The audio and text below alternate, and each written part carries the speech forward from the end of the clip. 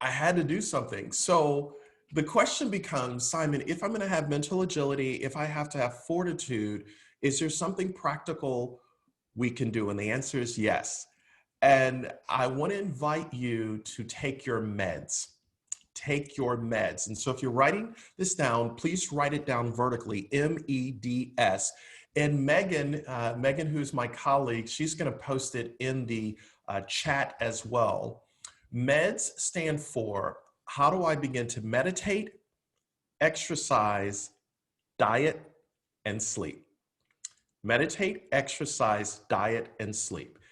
Leaders who are going to thrive and adapt during this time understand that meditation is the ability to slow down in order to speed up. So the question becomes, Simon, why meditation? In the eastern part of the world, meditation has been taught for thousands of years. Here in the Western Hemisphere, for about the last 20 plus years, Harvard Business Review has released a series of articles called mindfulness. So if we were to marry the two, it's mindful meditation, the best way to think of it. If you are familiar, I'm curious, how many of you have ever heard of the app called Headspace? If you've not heard of the app called Headspace, some of you, I see heads nodding. Right, Headspace, disclaimer, I have no affiliation or relationship with Headspace. You know, you have to say that nowadays because sometimes you don't know if people have another agenda, but I have no affiliation with them. But Headspace is a great app. Calm is another app to use for meditation. Now, you're probably saying why. All of the clinical psychologists are saying when people go through a phenomenal change that they didn't see coming, their anxiety and stress levels increase.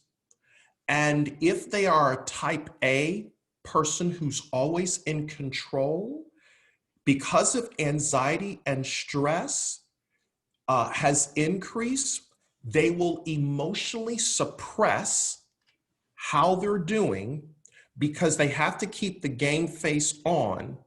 And what happens when you emotionally suppress your feelings, your emotions, your thoughts, it leads to exhaustion and burnout.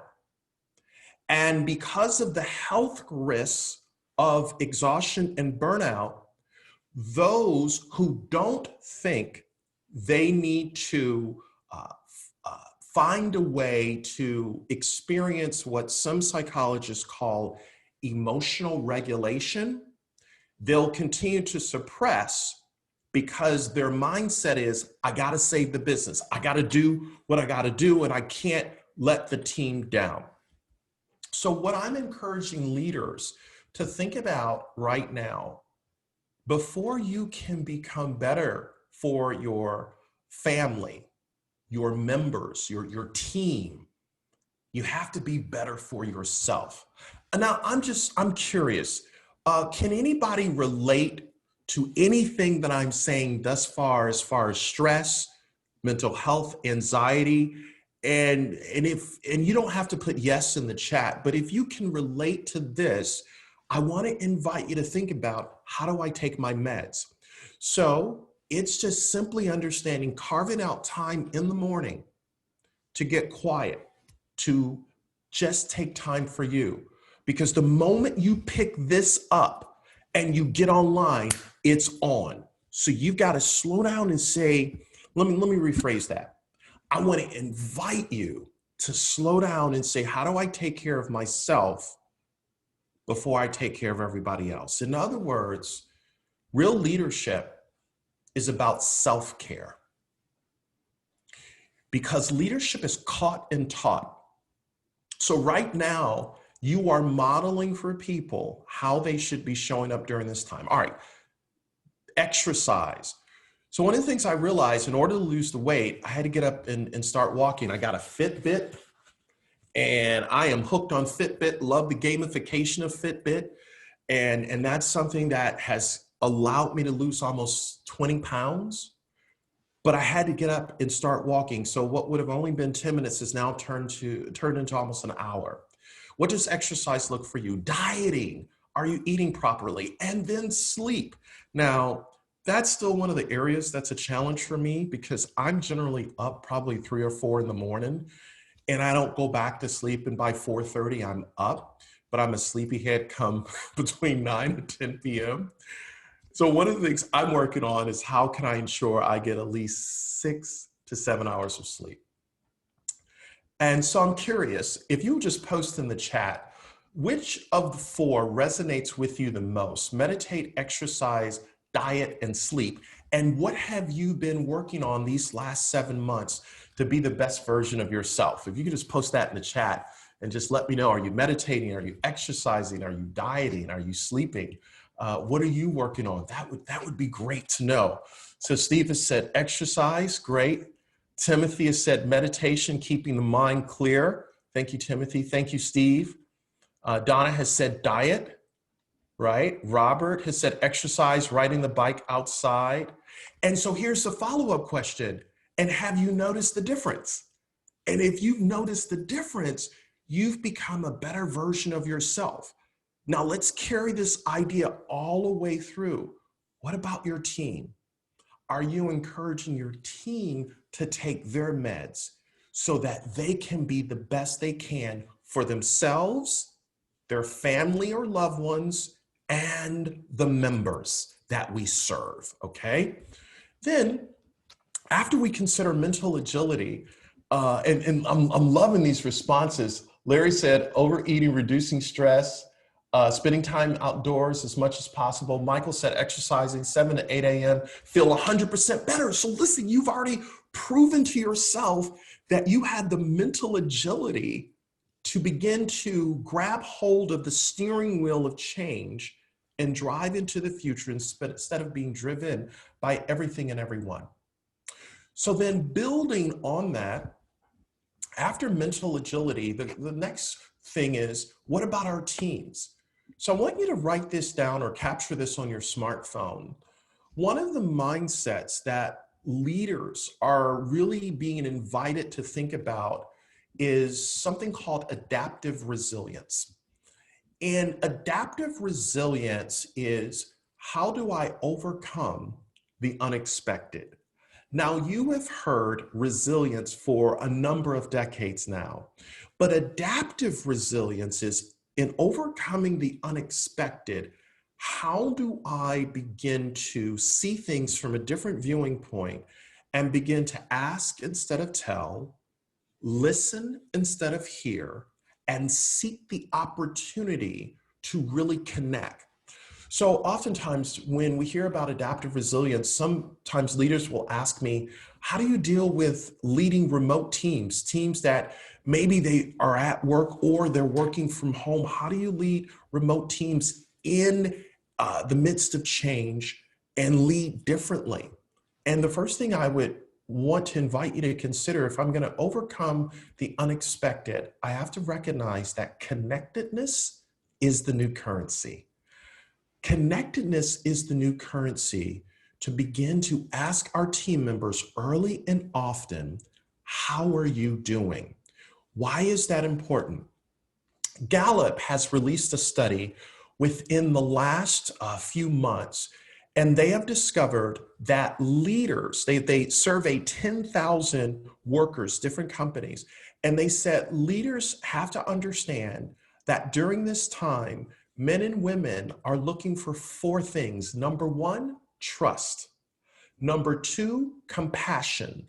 Number 3, stability. And number 4, hope.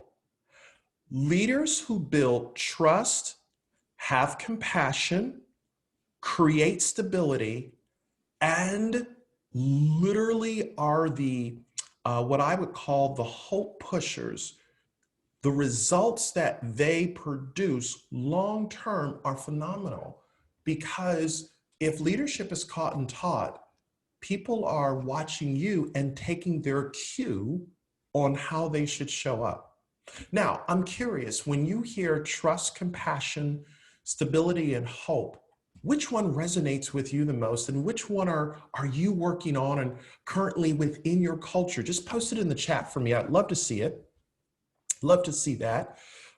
which of the four, trust, compassion, stability, hope. Thank you, Kevin.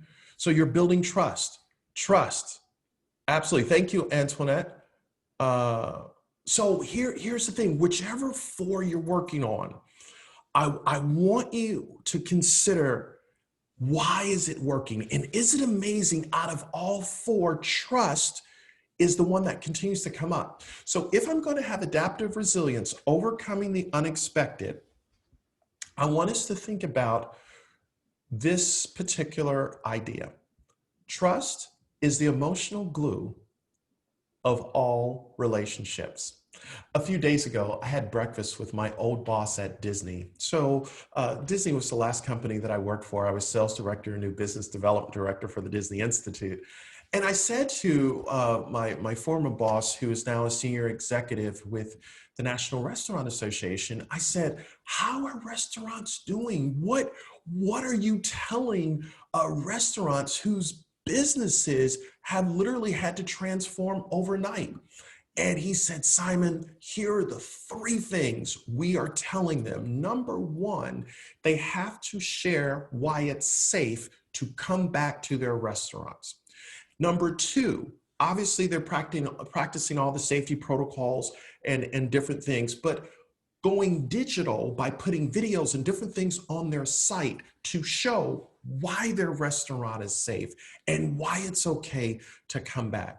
And then the third thing he said that was just so interesting, he said, restaurant owners have got to think about creating confidence in the consumer that we will get through this together.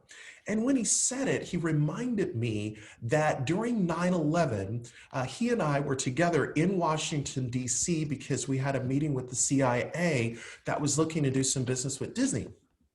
And he said, you remember, in DC, we couldn't get on a plane at all. We had to end up driving from DC back to Florida, but we got through it. And he said, ensuring that people have confidence during this time is being open and honest with them early and often about what we're doing, what is working. That builds trust. So when he shared these things with me, I said, I'm going to be with the Florida club managers, and I wanted to share this with you.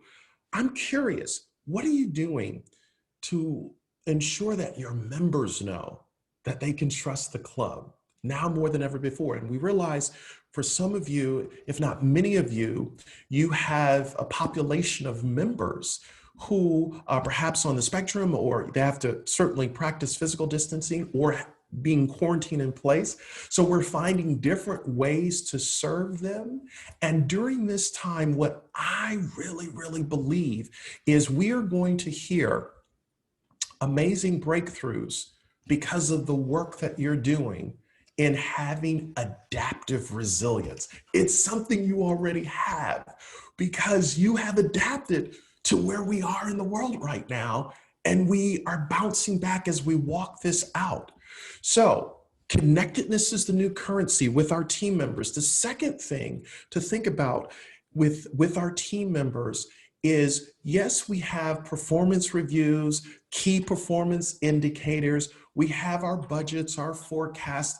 I hear all of those things, and I'm sure that many of you and all of you have had to reforecast and think differently.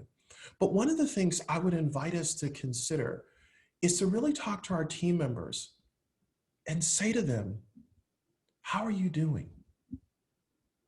What's going on in your world? Because people need leaders who are empathetic, leaders who have empathy. The number one skill in Silicon Valley that's being taught right now, and this is going to come as a shocker, is the skill empathy. An empathetic leader is a hopeful leader. An empathetic leader is a helpful leader. When a leader, he or she leads from empathy, that empathy is tied to purpose and being a human. Megan is going to post an article from McKinsey about the power of leading with purpose and empathy and with service. Why is that important?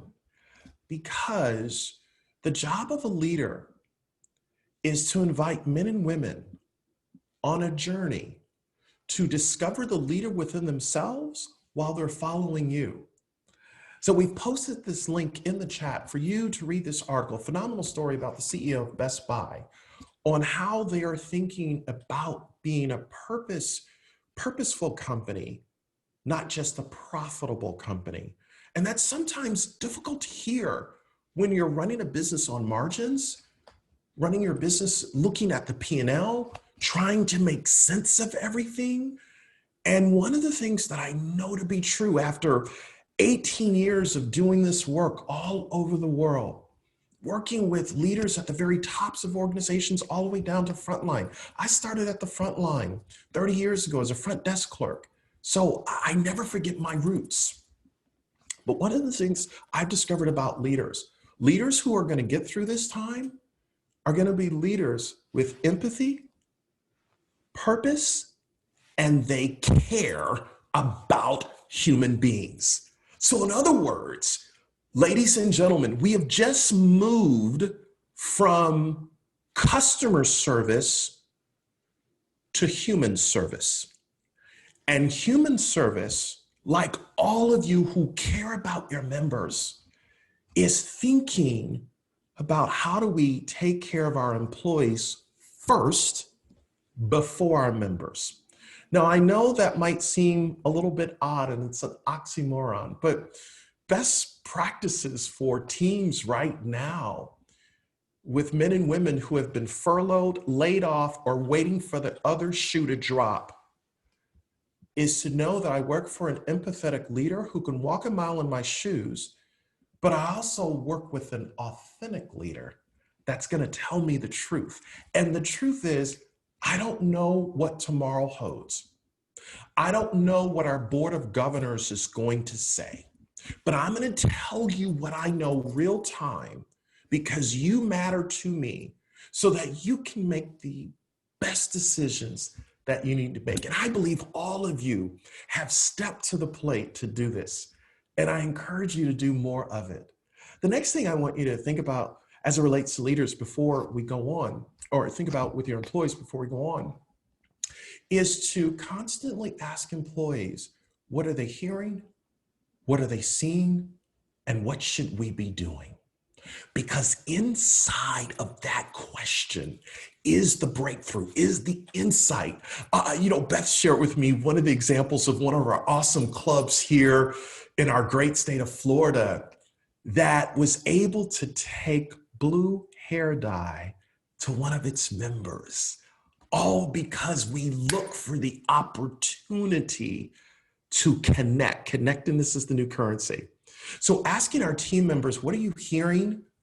What are you seeing? What are you learning? What should we be doing? Says to that team member, I matter, I have value, and the club is interested in my worldview, and I can bring something to the table. So gone are the days where we have to have such a big ego. Ego is edging greatness out. We put the ego aside and we come alongside men and women and we let them know that they matter. Why is this important? Everyone is dealing with a lot. Economic uncertainty, racial injustice, change at the speed of light, automation, algorithms, autonomous cars, artificial intelligence, right? And we can adapt and we can do all the things we need to do. But here's the one thing I want you to think about. Do I create a culture in my club where everyone matters? And the culture and the tone of the club is set by you. That's right. It's set by you. So what's the culture and the tone right now in the club? And it doesn't matter who our employees are, where they're from, or what they look like. Do they believe they matter right now? And when they believe they matter, it's because of something that you do. So if there's one practical thing I would invite you to consider, what would it be like to upgrade your verbal software? I had an opportunity a few months ago at the request of a technology company to interview Simon Sinek, who wrote the book Start With Why. And this particular client wanted me to facilitate a conversation with Simon. And the interview was only supposed to be about 8 minutes. And we ended up getting into dialogue for 43 minutes. It's powerful. And I asked Simon Sinek, I said, what should leaders be doing? And if you haven't read his book, Start With Why, Megan, if we can post a link in the chat for Start With Why, so everyone can get that. It's a phenomenal book. His book has gone around the world. I said to him, I said, during this time, COVID-19 coming through the global pandemic, what is it that leaders should really, really be mindful of? And he said, leaders should be mindful of not holding on to the way they've always have done it, but they're letting go of what they have done so they can be open to what is emerging for who they will become in the process. All of you right now, you are shedding and you're growing. And real leadership is about leading change. Everything else pre-COVID is the status quo. So now we can look at this as a character building moment. That's it. It's character building moment. So then the question becomes, okay, Simon, in this character building moment, how do we exist in a VUCA world? VUCA is a term that has been coined by many thought leaders. You can read it in Harvard Business Review, Stanford Business School. VUCA stands for volatility, uncertainty, complexity, and ambiguity.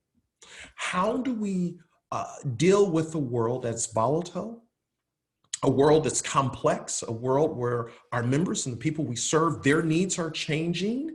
How do we deal with that? And so I want to introduce you to a tool that we created, and it's called the SERVE communication model. SERVE communication model, and it's an acronym.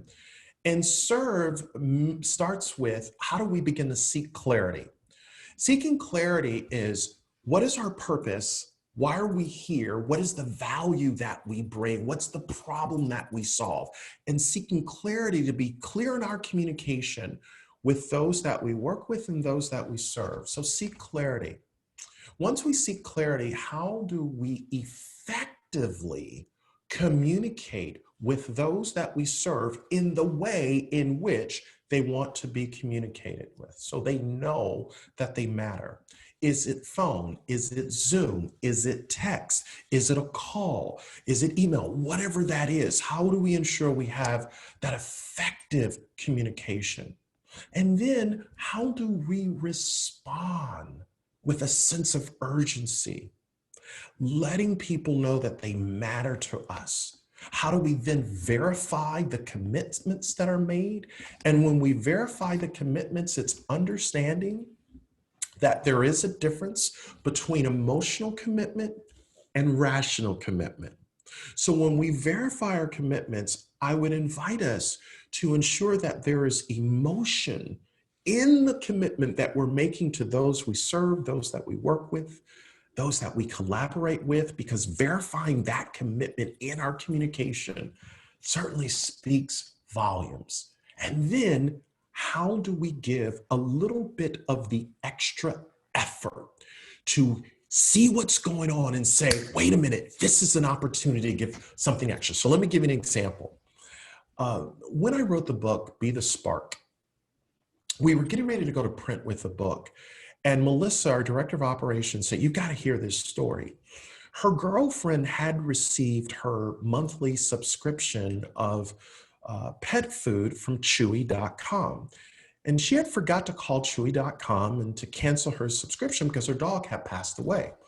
So sure enough, she calls Chewy.com and she's going to cancel the subscription to the pet food. The person on the other end of the line said, ma'am, we sympathize with you and certainly understand your loss. We will cancel your subscription and we will refund your money. Well, she thought that was the end of the transaction. The next day, her doorbell rang and there was a gentleman at the door with flowers and a sympathy card from Chewy.com.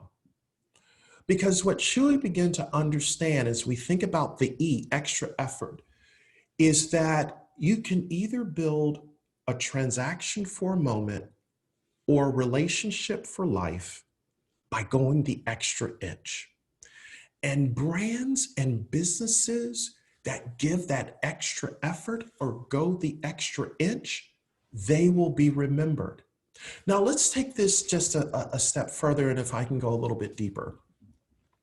Part of the time when I was in Europe, I was invited to participate in an online dialogue out of Oxford University that talks about where businesses are going as they come through this global pandemic and they get on the other side. One of the things that they are putting forth is this incredible shift from shareholder value to stakeholder value. And within the stakeholder value, it's not just enough for business in the future to make a lot of money, but it's also how are they making a difference. One of the books that I'd love for you to get a hold of, and Megan, if we can put this link in the chat, there's a book called Firms of Endearment, like the old movie Terms of Endearment, Firms of Endearment. And Firms of Endearment is written by three Babson College professors who have looked 10 years into the future. I know, can you imagine? So here we are, 2020, before you know it, it'll be 2030.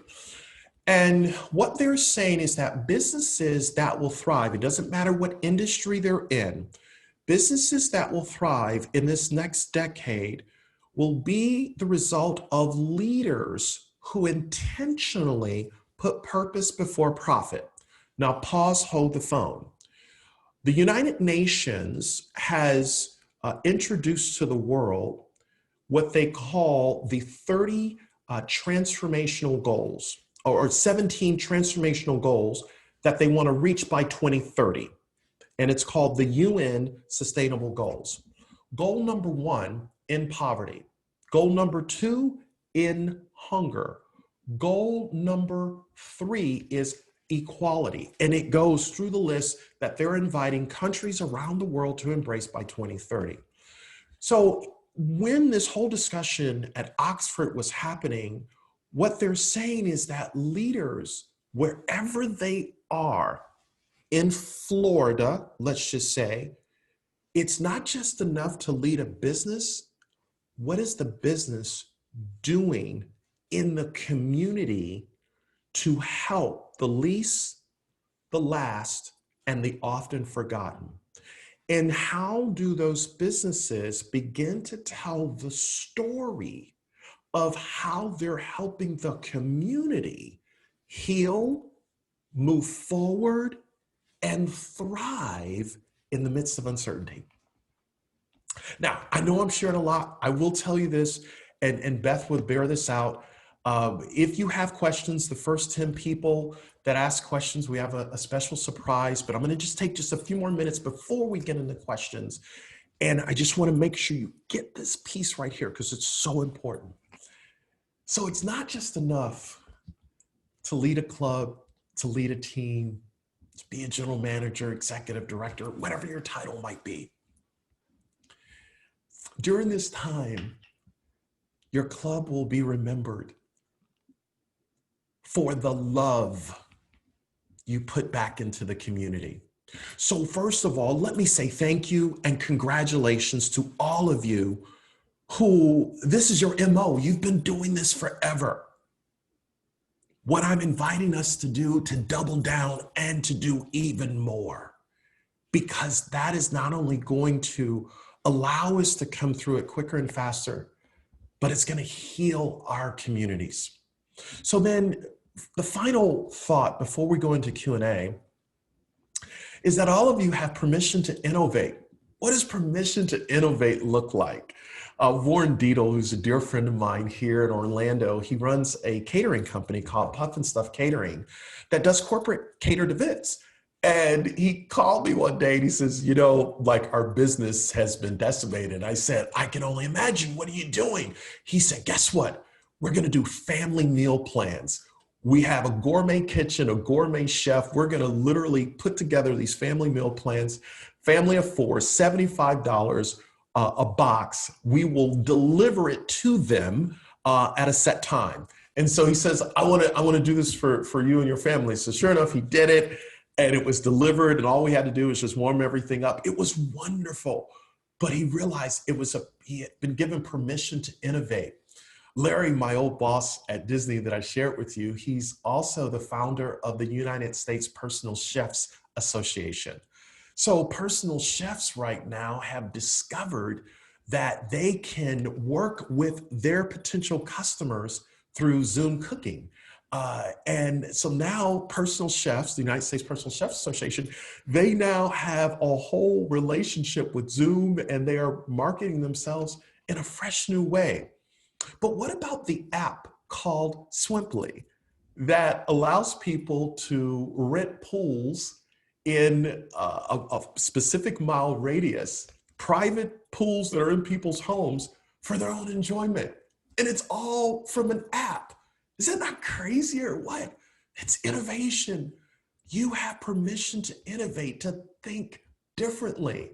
You know, when Blue Apron first came out, who would have thunk it? That Blue Apron would take off. And everyone else, even the innovative things that you were already doing, we now have permission to innovate. Why do I say this? Please, please, ma'am, please, sir, listen to what I'm about to share with you. In the 1960s, in the height of civil rights, President John F. Kennedy said that by the end of the decade, we would put a man on the moon, right in the midst of everything that was going on in the world. And guess what had happened? In the 1970s, during the oil embargo crisis, the microprocessor was discovered. In the 1980s, when the United States boycotted the Summer Olympics, it was in the 1980s when we were introduced to a little company in Seattle, Washington called Microsoft. In the 1990s, when we were going to war with Iraq for the first time, it was also in the 1990s where two guys in a garage with 3 computers were doing 10,000 searches a day. Permission to innovate is practicing what I teach in the book, Shift Your Brilliance, and that is Vujade. Vujade is looking at what everybody else can see, global pandemic, and understanding it differently. Because deja vu has been there, done that. Vujade is going there, doing that. By the time we get to 2030, will you be able to look back and say that in 2020, you shifted your brilliance and decided to lead differently and create something that has transformed the club industry? I believe you will. Why? Because you live in Florida and there's good water in Florida. I'm just saying. Hey, Beth, so let's do this, Beth. How about we take some questions and I'll answer them and then we'll keep it moving. Okay, that sounds great. Timothy Jones is asking, Simon, what is the one piece of wisdom that you would share from Disney culture that would help us motivating teams during this difficult time? Safety first. The thing that the Mouse House drilled in my head was how do we not only practice safety first, but ensure that cast members understand what safety looks like, why it's important. We're following all of the procedures and protocols. But then to communicate that to the guest, because the guest needs to feel safe. So safety, safety, safety, safety first, that will increase confidence and trust. Wonderful. Thank you so much. Of trust, David Summers is asking, of trust, compassion, stability, and hope, which should the manager focus on during COVID? Trust and hope. So trust, enough, I can't say enough about trust. Trust is behaviors, actions. It's what you do, not just what you say. Trust is understanding the same letters that spell the word listen, spell the word silent. So am I a leader who listens more, talks less? But then hope. A hopeful leader is a helpful leader. Whoever has the most hope will have the most influence. So trust and hope. Wonderful. Thank you for that answer. Larry Savides is asking best practices to reinforce culture into an organization. Number one, tell people what they're doing right instead of what they're doing wrong. Everybody is nervous Nelly, nervous Ned. Oh my God, am I going to have a job tomorrow? What am I doing wrong? So tell people what they're doing right. Number two, talk about the wins and the opportunities, and don't talk about problems, but spin it and say, here is a chance for us to get better, because everyone's on edge and we don't want people to take things personally. So being able to say, here's our opportunity, here's a chance to get better. Third, telling the stories early and often, every shift. What are our members saying? How did we surprise and delight them? How did we, this would be Disney speak, how did we create that magic moment?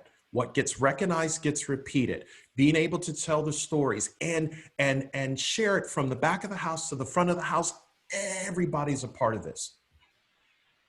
Wonderful. Thank you. Michael Nato is saying, Simon, you're brilliant speaker. You're so crisp, vibrant, and polished. Thank you. Question was, what was your biggest challenge at Disney with running teams of people to focus on one goal every day after day to achieve the wow factor? Wow. I could spend probably a half hour on that question. Wow. So I think, first of all, getting to know everyone on the team as much as I can, because I was a leader of a few leaders. So really understanding what makes them tick. And then encouraging my other team members to know what makes their team members tick, right? So what's their learning style? Are they visual, auditory, hands-on? Because if I know their learning style, then I can engage them quicker, faster. I think another thing is talking about the why of the decision instead of here's, you need to do it.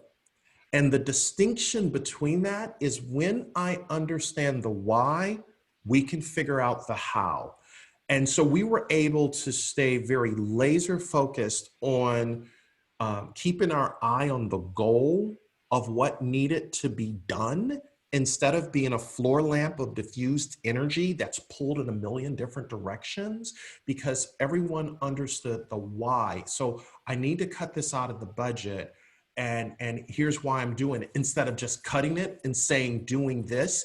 Giving people a little of the backstory goes a long way to building trust. And we've got to unlock our inner Madagascar and move it, get to it. So those are some of the things that I discovered at Disney, that if I got to know them on a personal level and I gave them the why, we could have a very narrow focus and get things done. Wonderful. Megan is posting here how to keep in touch with Simon on LinkedIn, Instagram, Facebook, and Twitter.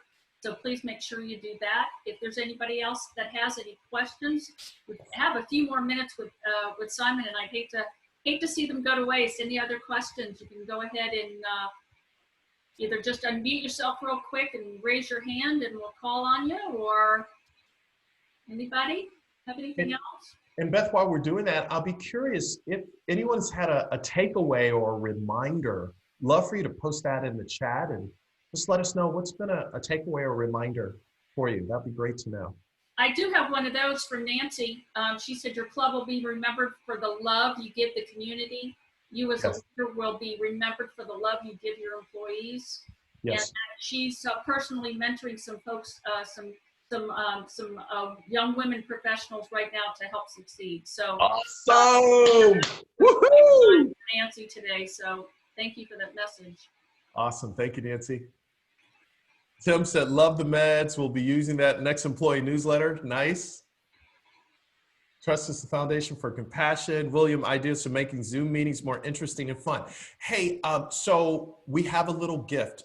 Megan, can you put into the chat and also send to William private message, but it'll be for everyone. We created something called Virtual Confidence, which specifically answers this question in Zoom meetings, how to be interesting, how to be fun. It's probably more, William, on the technical side, but it will be of help to you. Let me give you some quick thoughts on interesting and fun. First of all, having everyone start with gratitude. What are they most grateful for? So the moment you get on a Zoom call, you do a round robin, what are you most grateful for? Secondly, do a team building exercise. What is one thing that most people don't know about you? Invite people to share 30 seconds or less. Another thing that you can do, which is a little crazy and wacky, we had a client overseas that shared with us during their team meetings, they would invite their family members to come on a quick call for 10 to 15 minutes so everybody can meet their families from all over the world. And he said it created powerful connectivity to see people's family in Zoom and they could say hi to them. So those are always fun ways just to connect. Wonderful. Anybody else have anything? I think we have run through our questions and and actually Michael Nato has one other comment. Anything currently that stands out that 5-star resorts or hotels are doing outside the club world in hospitality with COVID trust factor culture? Michael, I don't have an answer to that question. I'm not going to even try to make one up or pull one from a place where the sun doesn't shine. But one book I recommend you get a hold of, and I was just looking this up. Give me 1 second here, and I'm going to give you this book, Michael, and I think everyone should get this book. They'll absolutely love it. It's called No BS Marketing to the Affluent. It's by Dan S. Kennedy. No BS, Marketing to the Affluent, no holds barred, take no prisoners, getting to the really rich. I think they may have some ideas. I'm listening to the audio. I'm halfway through it. Absolutely love it. You may have some ideas that can answer your question. Great. Okay. Thank you. Thank you, everybody, for participating so much. Megan just posted the link to that book. We'll be cutting and pasting these into the wrap-up session that we send to everybody with the video of today's calls. So you'll also find those links in that communication that we send out. Anybody else? Hey, Beth, one last thing. Megan is going to post again in the chat. We have freebies for everyone. So in addition to the virtual confidence, you also get a free chapter of my book, Shift Your Brilliance. So Megan will post that link and everyone can get that. That's our gift to all of the wonderful club managers here in the great state of Florida, greatest state in the world. And thank you for all you do. Thank you for all you do. Beth, thank you for this opportunity to serve again. Thank you so much, Simon. Another good hour spent with a good friend, so we thank you for that. I have been posting in the chat the link to this session's review and credits. The password for this session is SHIFT, S-H-I-F-T. Do not forget the F in the word shift.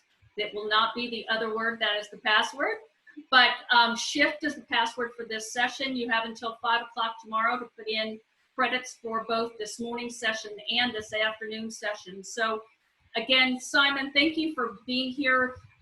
As all of you who have been on here for the last 3 weeks, I think a lot of what Simon said today, what Simon said to us today wraps up a little bit of everything that we've been hearing from Walter and the conversations that we had this morning with Henry about what we're doing and what we've been forced to do through this, and our other speakers the other 2 weeks that we've had. So I think this was a good bookmark and end to our session, because it just reinvigorates and realigns all of the things that we've been hearing for the last 3 weeks. So we thank you all for being here. The support, I said it this morning, the support by you, the members, for our programs that we've had to kind of do on the fly this year, because it's not part of our culture to be in a box like this. We're used to being sitting next to each other and shaking hands and being so social. But thank you everybody for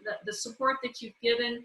We're going to be doing some more of these. This will be part of our culture now to do some of these. Hopefully it will be more in person than this going forward. But we thank you all for being here, and season is starting for each of you here very soon. Be safe, be well, and we look forward to seeing you all soon. So again, the password is shift.